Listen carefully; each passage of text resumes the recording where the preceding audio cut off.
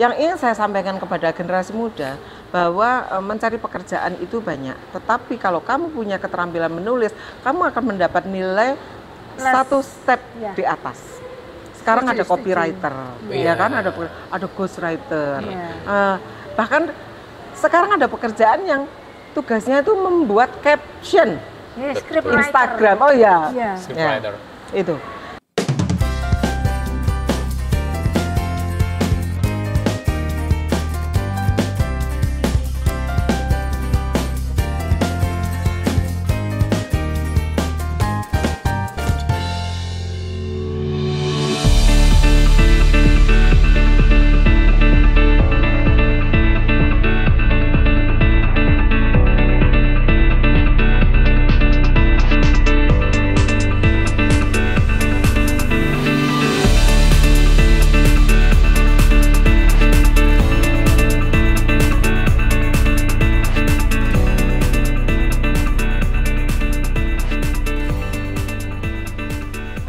Entokers, ketemu lagi di episode terbaru Entok, dan kali ini kita ada di Best Resort and Water Park, ada di Lawang lokasinya. Jadi nggak jauh dari Surabaya, nggak jauh juga dari Malang, kayaknya tengah-tengah nih ya Bu Novi ya? Iya, lebih dekat dari Malang sih. Oh, lebih dekat dari Malang.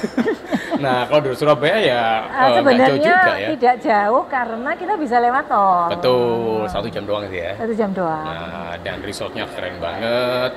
Ini bintang 4, jadi ada kamar-kamar untuk cottage-nya, juga ada hotelnya, ada juga belakangnya ini langsung sawah. Sawah dan sungai, jadi pemandangannya, suasananya, gemericik air lah, luar biasa. Feels like Ubud ya? Iya. Bener kan? Iya. Apalagi sekarang cuaca hujan-hujan mesra seperti ini. Ya benar ya? Oke, sangat mendukung. Oke, dan kali ini kedatangan narasumber yang seorang kakak kalau kita bilang. Jadi beliau adalah penggerak literasi. Apa sih penggerak literasi? Nah, apa yang dilakukan oleh beliaunya? Selamat datang Kakak Wina Bojonegoro. Terima kasih Kakak. Kakak apa kakek? Bedanya tipis ya, kakak dan kakek ya. Apa kabar Mbak Wina? Alhamdulillah. Sehat ya Mbak? Alhamdulillah. Jadi di tengah cuaca hujan ini ya, semoga suara saya nggak kalah dengan petir yang menyambarnya Mbak. Mbak, penggerak literasi. Apa sih Mbak penggerak literasi itu Mbak? Siapa yang bikin istilah penggerak literasi? Aktivitasnya banyak di literasi. Nah, ya, jadi gini, mungkin kita flashback dulu ya ke belakang. Jadi saya ini menulis di media massa fiksi, cerita pendek, itu mulai tahun 1988. Ini sudah pada lahir belum? Jadi mulai tahun 88 itu di beberapa media. Kemudian terus peaknya itu tahun 2000. Media cetak ya? Media cetak. Waktu majalah itu kan belum ada, dan koran ya? Yes. Belum ada sosmed ya waktu itu. Nah kemudian tahun 2014 saya mulai mengajak para perempuan untuk menulis. 2014? Oh 10 tahun yang lalu? 2014 ya. Dan itu saya menggunakan hashtag hidup ini indah babe. Hidup ini indah babe. Kenapa? Karena saya melihat fenomena bahwa perempuan tuh banyak masalah, baik internal keluarga atau siapa lagi juga banyak masalah. Tapi perempuan itu karena secara hormon beda dengan laki-laki ya kan, dan secara psikologis perempuan itu harus berbicara lebih banyak dari laki-laki. Ya, 10 kali lipatnya laki-laki misalnya 1.000, perempuan 10.000 gitulah. Angka tepatnya aku lupa. Laki-laki tidak berbicara, tapi langsung nongkrong. Laki-laki tidak bicara, tapi langsung mabar. Main game bareng. Itu Mas, jadi saya ngajak para perempuan untuk menulis tuh. Pertamanya, buku edisi pertama tuh ceritanya tuh sederhana, singkat-singkat, hanya 1.000 kata kalau nggak salah. Apa 700 gitu, lupa saya. Cerita apa? Cerita sehari-hari, hal-hal lucu yang ditemui di kehidupannya. Betul. Nah, begitu masuk naskahnya, waktu itu kita nggak ada kurasi. Pokoknya sopo wae gelem nulis kene gitu. Kita yang bekerja, saya dan tim itu bekerja bagaimana tulisan yang secara EYD-nya itu acak-adut kita betulin. susunan ceritanya Logikanya. atau tulisannya itu Karena mereka belum bisa menulis secara terstruktur betul. dengan baik ya. Pokoknya kita bekerja. Oh. Nah, setelah itu jadi buku. Berarti Anda editornya dan sebagainya. Betul. Itu Jadi buku itu dari berapa penulis, Mbak? waktu itu 50. Oh, banyak Wah, banget. banyak. 50. Ya, Iya. Dan itu mereka bukan actual penulis loh ya. bukan. Para Mereka emak-emak itu. oh, mereka datang dari berbagai profesi, ada MC, ada penyanyi, ada dokter, ada dosen, Oke. ibu rumah tangga, psikolog. Oh, sih. Nah, Terus waktu itu kita launching di sebuah mall gitu. Banyak yang tertarik, Mbak kapan bikin lagi? Nah akhirnya kita bikin yang Mereka tertarik untuk ikut menulis. Untuk ikut. Akhirnya kita punya cara. Ini kita seleksi berikutnya. Ya. Ini kan yang Oh, iming-iming, dikurasi ya. iming-iming sudah berhasil. Promo pertama udah berhasil. Nah, berikutnya kita kurasi. Waktu itu temanya apa ya? Yang kedua itu, oh temanya womanpreneur. Ya, womanpreneur. Ini bersama IPMI. Jadi menulis bagaimana mereka membuat usaha. Perempuan yang tadinya tidak punya usaha, tadinya tidak mandiri menjadi perempuan mandiri, bisa menghasilkan sesuatu. Kita kurasi, betul. Waktu itu terkumpul 20 penulis kalau nggak salah. Oh, lumayan ya. Ya, terus baru yang berikutnya aku lupa tentang Aiyah mungkin ya. Oh, tentang jomblo, perempuan jomblo. Terus Jadi yang akhirnya, nulis orang-orang jomblo gitu. iya, Oh, oke. baik jomblonya karena belum pernah menikah atau Atau- sudah pernah iya. menikah. Mengapa jomblo? Kemudian bagaimana mengatasi problematika kehidupan? Apakah benar jomblo itu kesepian? Kayak gitu-gitu. Ternyata menarik sekali. Dan itu adalah buku yang melanglang buana, dibawa ke Lombok, ke Semarang, ke mana untuk bedah naskah, bedah buku. Iya, iya, iya. Lucu Tuh. ya. Berikutnya tentang ayah. Oke. Perempuan itu kan cinta pertamanya ayah. Betul. Iya. Nah, itu sempat menghadirkan Pak Budi Dharma, Mas Errol Jonathan di mall besar di Surabaya itu pada nangis semua. Karena tanah ayah itu selalu emosional. Nah, dari situlah terus akhirnya bikin buku-buku dengan tema yang berbeda. Sekarang kita siap-siap mau meluncurkan buku di bulan Januari tentang kehidupan kedua. Oh, oke. Kehidupan Apa kedua tuh itu kehidupan gimana? kedua? Eh, Apakah Jadi- mati suri hidup lagi? ada yang Oke. begitu. Apakah kemudian mengalami suatu peristiwa terus merasa hidup lagi ketika Nah, ada yang tiba-tiba menjadi nenek karena menikah iya. yang fase berikutnya? padahal dia tadinya enggak punya anak, terus tiba-tiba lo kok aku jadi nenek. Nah, ada. Terus ada yang tiba-tiba dia menjadi perempuan istri pejabat, tiba-tiba harus menjadi nenek dan menjaga cucu. Oke. Ada yang tadinya pengusaha tajir, tiba-tiba menjadi anak kos. Nah, semacam itulah. Iya, iya, iya. Jadi ada banyak kisah-kisah yang membuat Unexposed. betul. Kehidupan kedua itu adalah apa ya? Bahasa sing kepenak iki apa? Titik awal. Ya, ya, ya. Titik awal untuk memulai kehidupan baru. Atau turning point. Ya, bisa. Ada yang pindah negara. Oh iya. Nah, kayak gitu-gitu. Nah, ini kita Januari insya Allah Itu berapa launching. penulis itu, Mbak? Itu 33. Kayak Itu menarik dikurasi juga. Iya, iya. Nah, itu tadi kalau tadi diawali penggerak literasi apa itu profesinya? Nah, ini tadi kan yang menggerakkan. Menggerakkan para orang-orang yang sebenarnya bukan penulis kan, Betul. tetapi mereka memulai untuk menulis apapun itu, tapi kemudian awalnya apapun ya, Ya. kemudian tiba-tiba ada tema, ya kan temanya Ya. misalnya tadi tentang ayah, womanpreneur, terus new life, Iya, ya betul. kan? Yang tadinya tidak dikurasi menjadi dikurasi. Dan itu bedah naskah. Kita sekarang ini bedah naskah lewat Zoom. Itu bisa teman-teman Maksudnya gimana? antara penulis dengan editor, dengan Oke, mentor, itu bisa teman-teman. Karena editor misalnya menggali gini, loh kamu kok tiba-tiba pindah negara itu karena apa? Pijakannya apa? Karena dia, loh itu rahasia gitu. Itu bisa teman-teman kayak gitu. Oh nggak bisa, pembaca harus tahu kayak gitu-gitu loh mas. Jadi bedah naskahnya itu menggali hal-hal yang belum terekspos. Sebenarnya Ya, kalau expose tadi betul, itu ya. kalau kayak koran itu features. Oke. Gitu. Jadi dituturkan dengan sangat sangat personal gitu ya. Jadi Kayaknya touchy banget ya.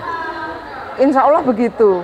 Beberapa merasa Mbak sakjane iki aku rahasia, nggak pengen menulis, tapi akhirnya ditulis juga karena memang pembaca kalau sudah membaca ini harus tahu sebenarnya penyebabnya apa, mengapa begini kan gitu ya, 5W1H gitu kan. Nah itu yang dari sisi hidup ini indah Beb. Oke. Nggak ada yang lain selain Ada Babe. dong. Kok kesannya feminin banget kan Babe? Nah Ada yang bro kalau nggak salah ya. iya ada satu hidup ini indah bro. Oh, Itu Bro-nya hadap saya ya. bro ya ada 15 cowok. Oke.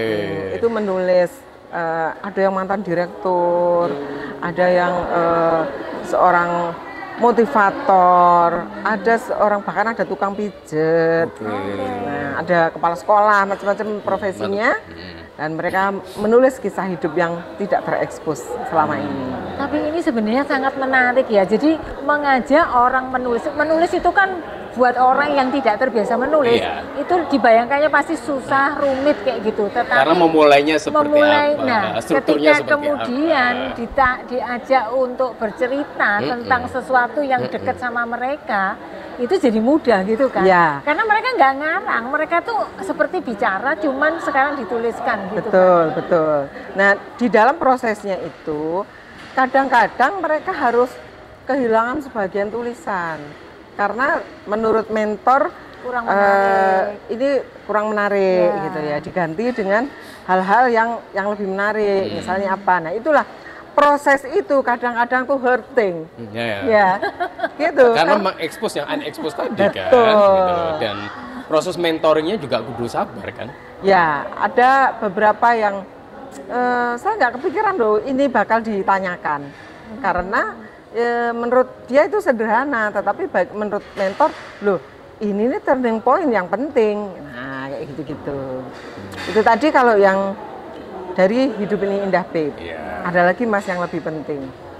Jadi ketika itu waktu pandemi itu ya adalah saatnya kita semua stay at home. Iya. Lalu saya juga tidak ada bisnis. Ya. Saya sebagai penulis jadi punya gagasan gini, mengajak para penulis yang tingkat nasional kayak Damhuri Muhammad, Mas Dar Zainal, Oke. ada Mbak Endri dari Tempo, terus siapa lagi aku kok lupa ya. Nah kemudian kelasnya itu lewat WA. Bisa menghasilkan buku setelah 10 kali pertemuan, 10 minggu, ada PR, jadilah buku, karya. Kemudian kita ini ya, kita Publish. kurasi. Oke. Kita kurasi muridnya 42 kalau nggak salah. Oh tadi itu mentor-mentornya ya yang dari Penulis Tempo, terkenal, ya. Mas Gunawan Betul. dan sebagainya. Itu Mbak mentornya. Indri, oke. Muridnya 42. Oke. Tapi yang jadi karya itu 25. Oke. Terus itu semua kita bedah gitu Iya. ya. Akhirnya jadilah buku judulnya Hujan Tak Jadi Datang Malam Ini. Saat ini hujan beneran datang. Terus pula. Nah, terus setelah kelas menulis pertama itu kita bikin kelas kedua. Banyak yang minta, ayo Mbak Wina bikin lagi gitu. Karena gabut ya. Iya, saya kan nggak enak ngajak penulis-penulis top menjadi guru kok gak ada bayarannya gitu ya. Akhirnya berbayar mau tak? Iya Mbak berbayar. Akhirnya berbayar 500 untuk 10 minggu. Oke. Dan jadi buku. Ya. Nah, dan dibedah naskahnya. Tidak gelondongan saonone terus dibukukan, saya nggak mau. Buku yang keluar dari saya harus yang berkualitas. Oke. Nah, akhirnya kelas yang kedua itu ada Mas Yanusa Nugroho, tetap ada Damhuri Muhammad, ada saya nggak apal siapa lagi ya. Ada Mbak Eti ikut nggak? enggak. Enggak, ya. Nah, pokoknya ini penulis-penulis terpen tingkat Ya. nasional. Kemudian jadilah buku judulnya Labirin 25. Oke. Launchingnya di Berita Jatim. Oh, I see. gitu. Aku nggak tahu. Iya nggak tahu. Terus seterusnya sampai akhirnya setelah buku yang kedua, saya mikir 2 kali kelas, alumninya ini kan ada kira-kira 60. Iya. Ini mau diapakan? Oke. Dan kebetulan mayoritasnya perempuan. Oke. Saya mikir, ya apa, gimana kalau potensi ini dijadikan komunitas yang berbadan hukum. Oke. Jadilah Perempuan Penulis Padma. Oh. Ketuanya Kak Wilis, Mbak Nining anggota. Anggotanya seluruh Iya, iya, iya. Indonesia. Oke. Bahkan ada yang Bu itu, Bu Wilis ketuanya. Bu Arifah Pandi. Iya, betul. Nah, terus ada yang di luar negeri anggotanya. Akhirnya yang tadi ya kelas menulis terpen itu sudah menghasilkan 9 buku. Kalau yang Hidup Ini Indah Babe juga sudah 9 buku. Oke. Oh, maksudnya kok bisa jadi beranak tadi itu gimana? Banyak ya? Jadi yang Hidup Ini Indah Babe Heeh. itu buku ke-9-nya nanti Januari peluncuran. Itu akhirnya jadi series atau gimana? Series tapi beda penulis, beda tema. Oke. Sayang ya. Tapi temanya itu, tetapi orangnya beda-beda gitulah ya. Hidup Ini Indah Babe itu adalah seri menulis bersama perempuan. Oke. Tapi itu populer. Ya. Oke. Kalau yang tadi yang kelas menulis itu kan sastra. Oh. Beda. Oh, iya, Ya, levelnya beda. Beda. Lebih lebih sulit karena Drakor, drakor. teori-teorinya banyak. Iya. Ya kan? Nah, itu yang kelas menulis tadi, yang kelas menulis cerpen itu sudah menghasilkan 10 angkatan, tapi bukunya yang jadi baru 9. Oke, ya. Nah, kalau yang Hidup Ini Indah Babe itu sudah menghasilkan 9 buku, peluncurannya yang buku ke-9 nanti Januari. Oke. Mbak, itu semua berupa hard copy buku ya? Yes. Nggak dipublish untuk secara online kah? Atau Kalau di penjualan lewat online ya. Ada tapi jadi di toko. digital belum ya? Nah, digital. Kalau yang digital Jadi belum. e-book nggak? Belum. Oh. Kita masih ragu. Apakah penjualan buku elektronik itu tidak rawan bajakan? Wong yang buku gini aja dibaca ada. Iya. Terus, nah, tadi belum selesai ya? Jadi Iya. ada tiga macam nih nanti. Buahnya Ada ya. ada Hidup Ini Indah Babe. Iya. Ini untuk perkumpulan menulis IC Para- populer, para perempuan Para ini. perempuan. Tapi ada juga lakinya yang bro tadi kan. Iya. Yang kelas menulis cerpen sastra itu sudah menghasilkan angkatan ke-10 luar dan biasa. bukunya baru 9 juga. Nah, yang tadi komunitas perempuan penulis Padma itu berdiri 2021, ketuanya Kak Cahyani Retnowilis. Itu berdiri sudah 3 tahun dan sudah menghasilkan 6 buku. Wow, produktif banget. Nah, jadi perempuan penulis Padma itu berdiri 2021 bulan Maret. Ketuanya Kak Cahyani Retnowilis, saya sebagai founder gitu ya. Sudah melahirkan 6 buku. Iya. Produktif banget, Mbak. Itu kan 2021 ya? 3 tahun loh 6 buku. 3 tahun 6 buku. Kemudian bulan Januari juga meluncurkan buku. Januari lalu atau akan datang? Januari akan meluncurkan buku juga. Bukunya adalah Ramu Jamu. Jadi Januari ada berapa buku yang di launching? 2 ya? Oke. 2. Nah, terus Kalau Ramu Jamu bercerita tentang apa? tentang kekayaan rempah Indonesia. Oke.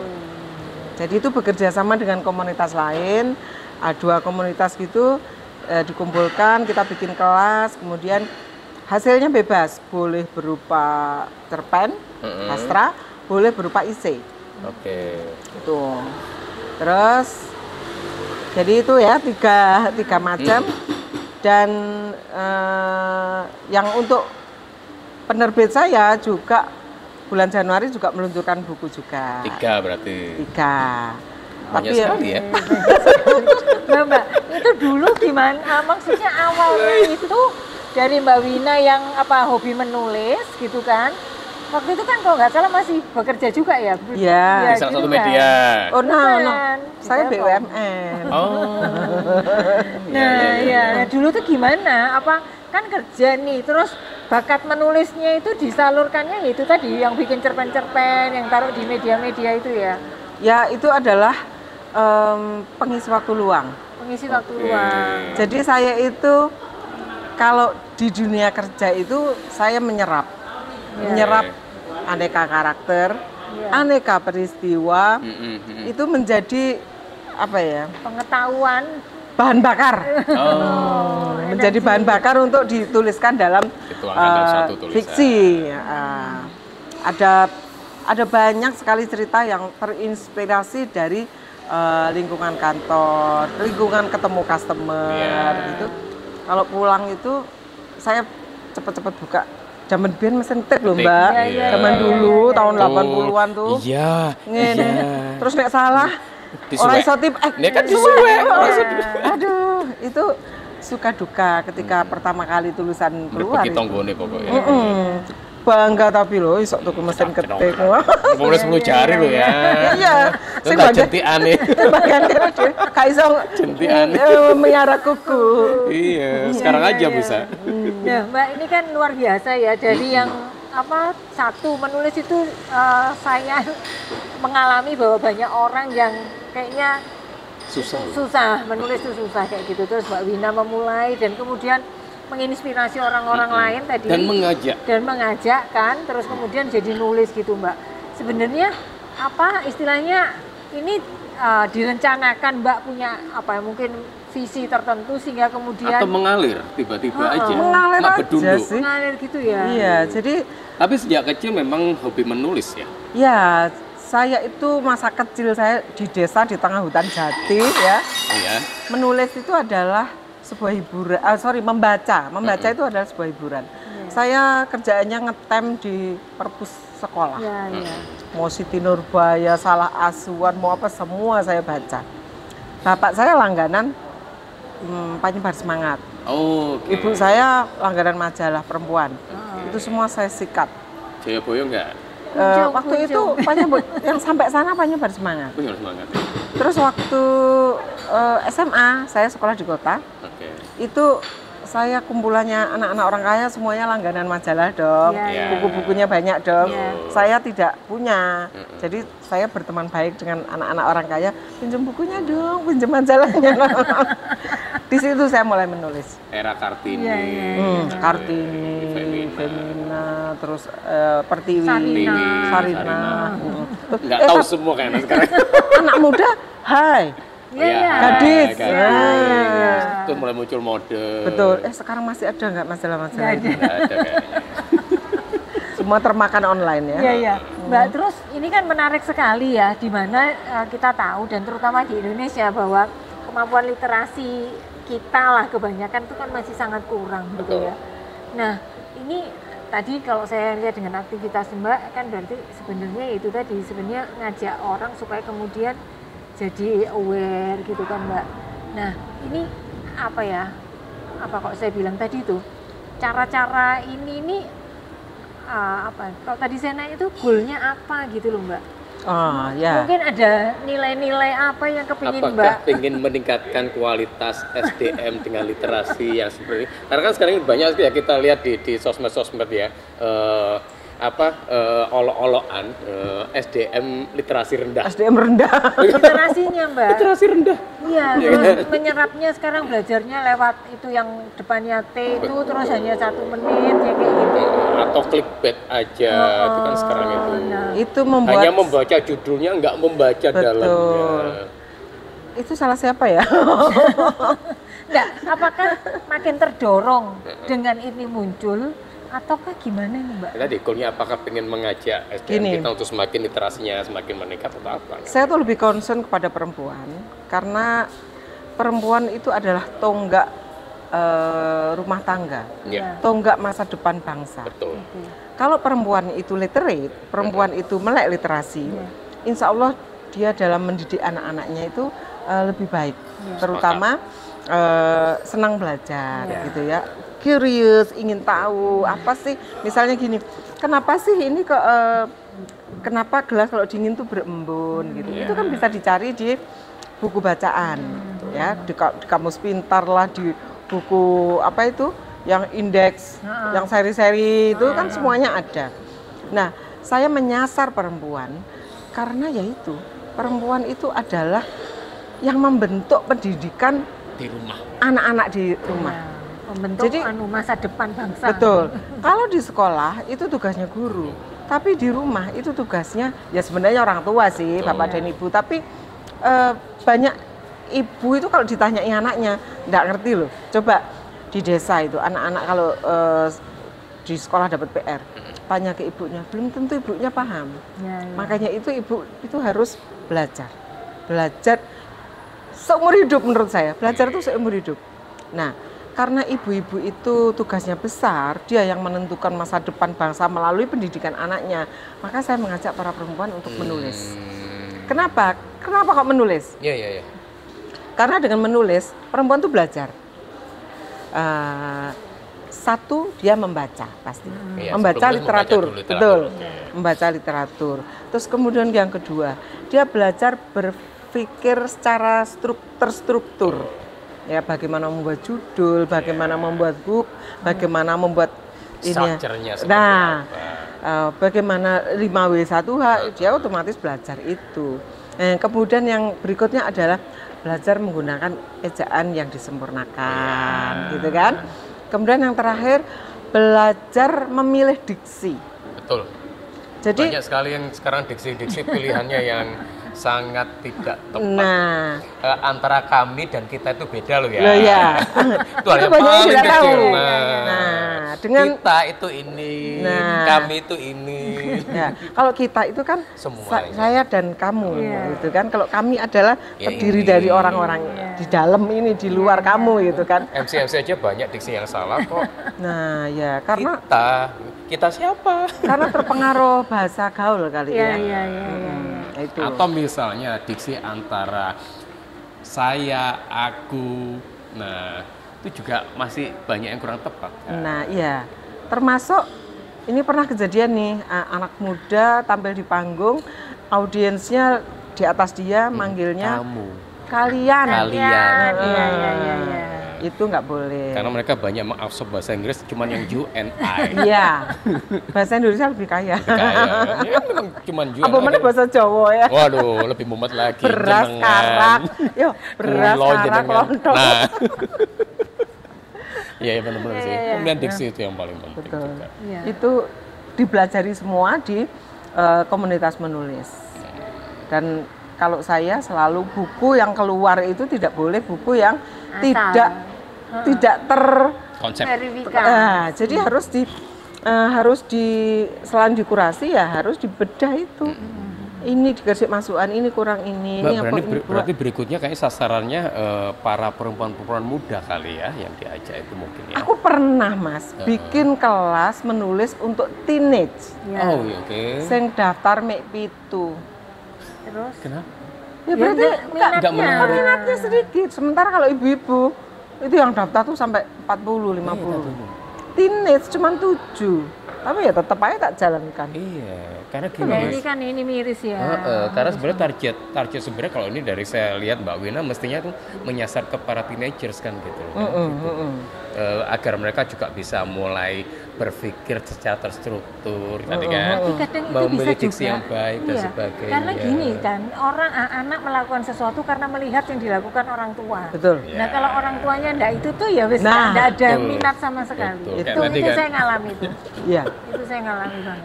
Jadi kalau di rumah tidak ada buku, anak pasti tidak tertarik. Tidak sama buku. Wong ada buku aja kadang nggak tertarik. Nah, itu makanya itu. Kenapa saya menyasar para perempuan? Karena kalau perempuan membaca, perempuan menulis, insya Allah anak-anaknya ketularan. Iya, ketularan ya sebenarnya kita membentuk generasi-generasi selanjutnya. Betul. Jadi hingga akhirnya menjadi generasi Indonesia emas ya, bukan cemas loh ya. Apa gemas? Gemas dulu baru cemas kan. Tapi makanya ini kan ya apa mengajak Mbak Winda kita apa angkat ini profilnya karena itu tadi menarik. Sesuatu yang dilakukan gitu, nggak tahu mau disebut profesi atau apa, tapi sesuatu yang dia lakukan itu sesuatu yang itu tadi yang bermanfaat banget, punya impact yang sangat besar dan luar biasa, Mbak. Profesinya penggerak loh, penggerak komunitas, mengumpulkan komunitas. Karena itu dimulainya dari mindset kan. Kalau mindset itu apa namanya, apalagi kalau growth mindset ya, itu sesuatu yang akan terus menetap gitu loh, Mbak. Jadi ya, insya Allah sih, insya Allah. Amal jarinya di situ. Ya. Selama saya hayat masih di kandung badan. Bahasanya ya out banget ya. Selama masih di kandung badan. Kan ada lagunya tuh Mas. Karena sekarang nggak tahu. Nggak tahu ya. Jepang. Ya. Nah itu Jepang begitu.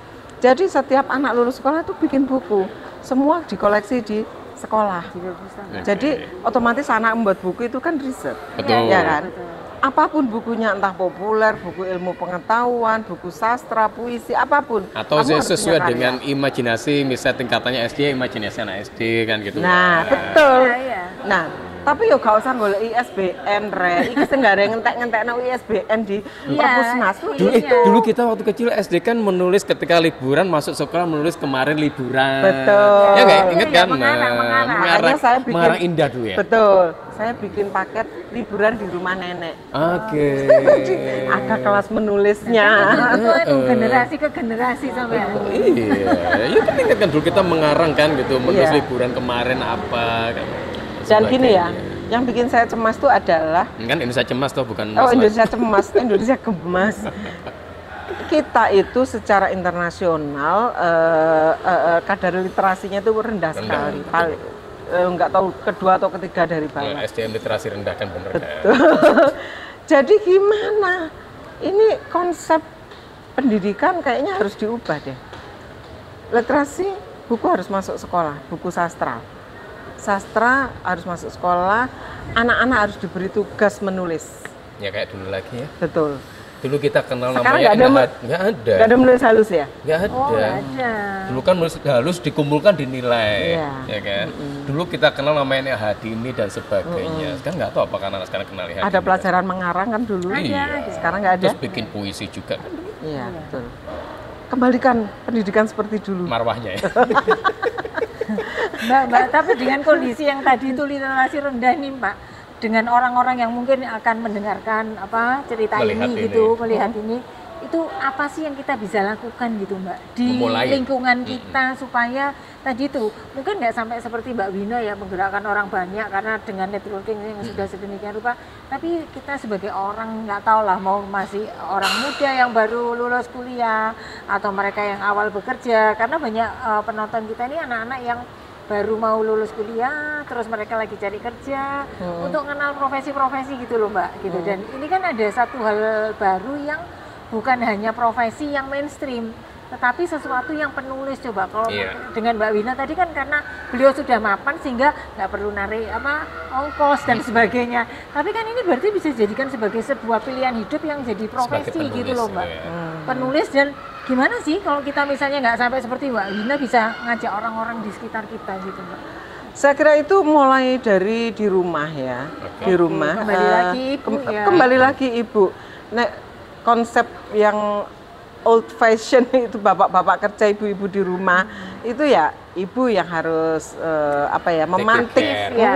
memantik anak untuk bisa menulis dan membaca. Nah, tetapi kalau secara lebih masif harusnya sih sekolah ya. Sekolah itu bekerja menerapkan itu kalau ada ketentuan kurikulum. Kalau nggak ada kurikulum tidak akan terjadi, ya kan. Jadi ya kembali itu pelajaran mengarang, pelajaran menulis, terus membaca buku-buku sastra tentu saja harus dipilih ya. Karena kemarin ada buku sastra yang terpilih itu ada kata-kata kasar, nah itu jangan. Nah terus itu saya kira langkahnya dari keluarga, kemudian dari sekolah mungkin dari kurikulum gitu ya. Nah, yang ingin saya sampaikan kepada generasi muda bahwa mencari pekerjaan itu banyak, tetapi kalau kamu punya keterampilan menulis, kamu akan mendapat nilai satu step di atas. Sekarang ada copywriter, ya kan, ada ghostwriter, bahkan sekarang ada pekerjaan yang tugasnya itu membuat caption Script writer. Instagram. Oh ya, Iya. Scriptwriter. itu. Jadi jangan hanya pintar di akademik, Iya. tapi pintarlah menulis, karena ketika kita pandai menulis itu akan didahulukan. Dan Percayalah. Kalau kita pandai menulis, kita akan pandai bertutur. Iya, storytelling. Betul sekali. Itu storytelling, itu sesuatu yang tidak banyak dipunyai oleh orang Indonesia, Iya. sehingga banyak sejarah kita yang Lewat. Tidak terrecord dengan tidak baik. terrecord. Lewat, tidak terrecord dengan baik. Tuh. Oh, ada yang mau kursus. Iya. Oh iya. Gimana, Mbak mau gimana? menghubungi di mana Mbak? Kalau misalnya pengen belajar menulis, menghubungi kemana? Terus komunitasnya apa? Nanti ada IG-nya. IG-nya apa? medsosnya Iya. Karena sekarang kan serba IG tuh Mbak. Betul. Kalau mau Kakak Wina. belajar sama Kakak Wina, boleh DM di Instagram Sok centil. Wina Bojonegoro. Tapi kalau mau bergabung di komunitas menulis yang ada, yang saya dirikan, itu adalah perlima.official. Oke. Silakan bergabung. di IG ya. Kalau Yes. IG di Wina Bojonegoro, kalau di komunitas perlima.official. perlima.official itu juga IG juga ya. Iya. Oke, jadi catat di situ, bisa DM nanti ke IG tersebut dan di follow dulu ya kakak.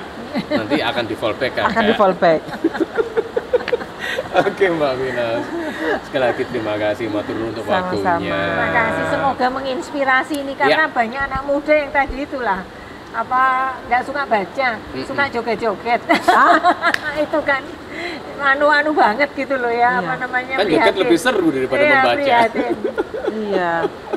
Mbok ya yang kayak di luar negeri tuh loh, naik bis sambil baca, Baca. naik kereta Iya, sambil iya. baca. Sambil earphone-an udah gini nih. Ini kalau sekarang anak kecil malah diajari joget-joget itu, terus ditaruh di medsos supaya lucu. Nanti cucunya jangan diajak gitu ya. Enggak. Cucuku pasti Jangan enggak ya. begitu. Enggak. Cucuku enggak gitu. Oke, thank you ya Mbak Wina, sehat-sehat terus, semoga selalu Amin. menginspirasi dan selalu mengajak orang-orang untuk menulis. Karena dengan menulis kita bisa menggunakan otak kita untuk berpikir, Betul. menggunakan nalarnya. Menulislah maka kau ada. Dan menulislah anda nggak akan ibaratnya apa ya, kalau orang sekarang itu kebanyakan kan pikun karena tidak menulis. Iya, Ya. betul. Ya, dengan menulis terus itu kita nggak akan pikun. Semoga saya tidak cepat pikun. Enggak. Enggak lah, karena dipakai terus kan, gitu loh Mbak. Review lagi. Iya, mana bisa pikun kalau nge-review. Coba. Iya kan? Dan terima kasih juga untuk yang pastinya Best Resorts and Waterpark, tempatnya keren banget. Jadi salah satu pilihan Anda untuk mengajak keluarga atau grup ya, mau outing ya kan, di sini banyak aktivitas, mau ATV-an di sini ada, mau renang. Ya. Mau ngopi-ngopi di tepi sawah ya kan sambil makan pisang goreng. Iya. Sungainya keren juga. Iya, Nah, mau outbound juga ini punya juga Mbak Wina travel juga ya. Partmatur organizer. Partmatur organizer. Nah, bisa nanti tapi tempatnya di Best Resort loh, Mbak. Yes. Nah, itu loh, tempatnya keren banget, cuma 1 jam aja dari Surabaya by tol ya, Bu Novi ya. Turun gerbang tol Purwodadi. Nah, dan dari gerbang tol itu hanya mungkin 5 menitan 15 menit. 10 menitan udah nyampe lah di sini. Jadi keren banget, Anda bisa di sini dan ada ballroomnya di sini, bisa sampai 700 pack ya. Ada waterpark. Ada waterparknya, Oh, namanya kan iya. Best Resort and Waterpark kan gitu loh. Jadi kemudian ada room untuk hotel juga, ada rooftopnya, kalau malam bisa ngelihat kerlip-kerlipan ya kan. Jadi ini salah satu plan ya Best Resort, dan ini buku-bukunya Mbak Wina yang sudah terbit. Ini Sebenarnya beberapa saja yang dibawa, karena kalau dibawa katanya bisa 10 Satu truk. kardus. Satu truk. Kan dibawa 1 truk katanya ya, ini cukup 2 saja. Ada barusan menerima penghargaan apa tadi ya? Penghargaan Ini dapat penghargaan Sutasoma. Jadi ini salah satu penghargaan yang diterima oleh Mbak Wina adalah penghargaan Sutasoma lewat buku yang mana Mbak Wina? Yang ini. Bilangan 60 ini. Ya. Ya kan? Jadi dari Balai Bahasa Provinsi Jawa Timur terkait dengan karya sebagai karya sastra Indonesia terbaik. Keren nih. Ya. Jadi bukunya bisa dibeli di mana Mbak Wina? Di Pat Media Publisher. Pat oke. Media Publisher. Yes. Kalau online ada di mana? Ya ada di situ. Oh, di DM situ. aja. DM di Instagramnya Pat Media. Oh siap. Publisher. Nah oke, bisa di situ kalau Anda mau memesan buku-bukunya dari karya Mbak Wina. Oke, itu sekali lagi sampai ketemu Entok dengan narasumber lainnya yang kece juga, nggak kalah dari narasumber saat ini, atau materi-materi kami berdua, kami loh ya, bukan kita. Kami berdua antara Nurdin dan Novi terkait dengan dunia karir ya, Ya. Bu Novi ya, dan apa yang ada sekarang, isu-isu sekarang terkait dengan dunia kekinian dan karir ya Bu Novi ya. Iya. Jadi apa Bu Novi? Jangan lupa Oke, jangan lupa untuk like, Subscribe. jangan lagi. lupa Kak, untuk like, share, dan juga subscribe kalau mungkin belum subscribe. ya. Dan komen. Oke, dan komen. Tetap ya, mama ya. Dan komen. Tapi komennya jangan julid ya. Saya ndredeg kalau dikomenin julid. Oke, gitu ya. Sampai ketemu lagi di episode berikutnya. Entok. Sampai jumpa.